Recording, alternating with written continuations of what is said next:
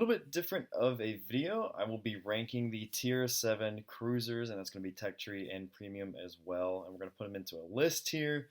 Bear with me, these don't have names on them. I'm pretty sure I have them all correct, or I can remember them at least.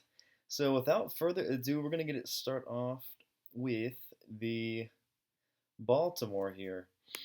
Baltimore is a really good ship, but in terms of the meta, I would say it's a solid A. And again, I'm going to be ranking these off of kind of my feel for them. This is my opinion, and if you differ, please share in the comments as well. Next up is going to be the Cleveland. I do think the Cleveland is more consistent than the Baltimore, so Cleveland is going to be our first S tier. It's a pretty crazy ship. Next up is the Wichita, and unfortunately, I can't deny how good this thing is. As much as I don't like it, I definitely think Wichita brings more to the table than the Baltimore. Essentially, the higher HEDPM, it's less vulnerable, and it's overall just more maneuverable. It's going up there in the S tier as well. Up next, we have the Edinburgh, and an Edinburgh is a ship that I do like a lot, but in this meta is I want to say A, but I don't as well. If anyone knows how to angle against you, and they have HE, you're kind of screwed. I'm gonna put Edinburgh at B tier. I know some people might really hurt me or be pissed at me. Next up is the Albemarle. Now the Albemarle isn't my favorite, but it does have a lot of utility, and for that reason, I think I'm gonna put it up at B tier as well. Coming up next, we have the Charles Martell. Martell used to be up here. It really did. It used to be when it first came out in the meta. There was really nothing else that kind of worked against it. You essentially were competing against Mogami and Hipper and Baltimore didn't have the 27 millimeter bow yet.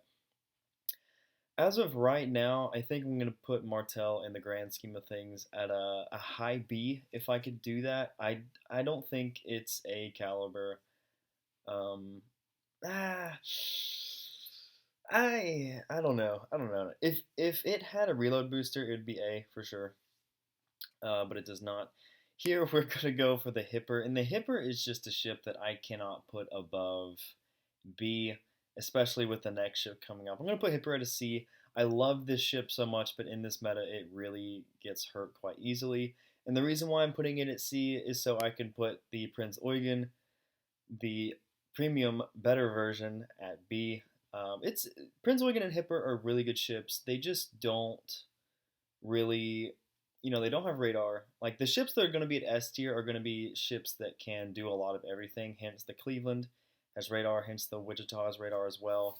You can cover every ship class that you need to face very consistently here. And the Eugen, while it is a lot of fun, and a lot of these ships are fun, they can struggle overall in matches consistency wise. Next up is the Amalfi. Don't even talk to me about that. I don't want to hear it. No sap, terrible smoke. Still, you just don't deserve anything. You are performing well on top of spreadsheets, but that's just bogus. Okay, coming up next is Suzuya, and this is actually the picture that I have for. This is actually the picture for Zhao, but they do not have the Suzuya on the PC wiki, so I'm using the Zhao picture because it has the 155 millimeter guns. I am going to put this at A tier. I'm putting it right there, man. Oh man, this ship is in a really good person's hands. It is quite scary and it's quite good at what it does. And it kind of I'm gonna put Suzuya here because the next two I'm gonna put kind of based off of this. So coming up next is the Mogami. This is my most played ship. I'm gonna put it at a B. Great ship for what it does, but in terms of carrying matches, it can struggle. Again, if you have no radar and you can't you can't tank battleships, so you kind of lose out a little bit if your team dies. Coming up next is the Otago. I personally don't like the Otago as much. I prefer the Mogami every single time. There's maybe 1 out of 10 games where you could realistically have, or maybe 2 out of 10 games where you would need the torpedo angles for the Otago. But the ships are built to kite basically, so Mogami just does that better. I mean, it just better in every way for that. Otago is kind of like an identity crisis. It's a somewhat lightly armored cruiser that is kiting, but everything else wants it to push in. So it's just kind of weird in my opinion. Mogami just is solidified in its role, and so yeah, it's not my favorite, but I know it can be similar, so I can't really mark it down as C. Coming up next is the Azuma, and this is going to be our second D tier. Azuma really just does not ever, ever in a match am I saying, wow, I'm glad I picked Azuma. Or every time that I'm in an engagement and I shoot the guns or whatever, not once have I said, wow, only Azuma can do that, and I'm glad that I'm using Azuma over any other ship in the game.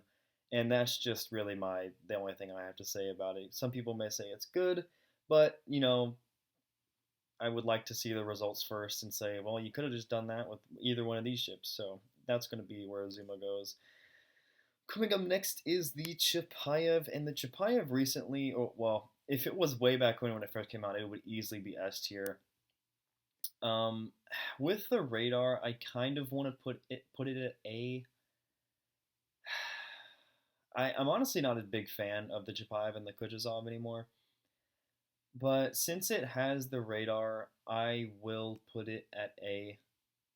I think. I really think. And the Kutuzov without the radar with the smoke screen, you're essentially just the damage dealer. Overall, I would say the Kutuzov is it's easier to play, but the radar with Chapayev helps you out a ton. So maybe B. I kind of wish I had like a B plus because half of these would probably be in the B plus as well. And then last but not least, the Altakov, the last campaign that we had, other than the Suzuya. Altakov is easily S tier, as much as I hate to say it. I hate this ship with a passion. It is literally the baby of Chapayev and the Kutuzov, and it gets literally all the benefits from both of them. It gets the radar from Chapayev, it gets the 8 kilometer torps from the Kutuzov. It has basically no armor. It's so thin that battleships and cruisers can struggle to pin it for citadels, but it has a 26 millimeter kind of armor profile here, so things like the Suzuya cannot pin it with HE, and it's resistant to HE if you're not using EOP on Cleveland. So it's a really annoying ship. The detection is like you can get it down to like 10.5, which gives you a 1.2 kilometer stealth radar, which I think is just broken. You get 1/5 pin with the HE, meaning that you can pin 29 millimeters of armor, so you don't have to spec EOP on this ship. It is just an absolute nightmare. I dislike both of these ships, the Wichita and the Otago. They make the tech tree variants look bad in certain areas that really count, and that's my kind of problem. Because if you have the Wichita, if someone wants the Baltimore, I'd be like, I understand. I think the Baltimore is a great ship to learn by, but effectiveness-wise, I think the Wichita edges out the Baltimore, and so forth with the Oshakov and the rest of the two. So, anyways, guys, that's going to be the end of the list. If you want me to keep doing stuff like this, I can do destroyers, battleships. I'll maybe throw the carriers in there if you guys want me to. There's only there's only 2 at tier 7, so it wouldn't be much of a list. I'd probably throw them in there with the battleships or whatever. But out of tier 7, which one would you guys want me to do next? Would you want me to do destroyers, tier 7 destroyers? Or would you want me to do tier 7 battleships? Let me know in the comments. Let me know if you enjoyed this.